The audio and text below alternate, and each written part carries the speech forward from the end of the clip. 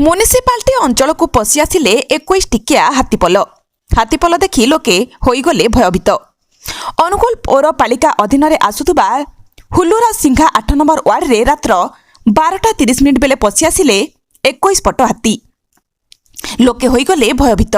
सूचना जे गतकाली विलंबित रात्र 12:30 बेले मंदरगिरी पहाड़ू खाद्य अन्वेषण रे आसी हुलुरा सिंघा 8 नंबर वार्ड रे पशि जाइथिले 21 पट हाथी को देखि लोके भयभीत हो जाइथिले, जहा फलरे रात्र उजागर रहिचंती लोके।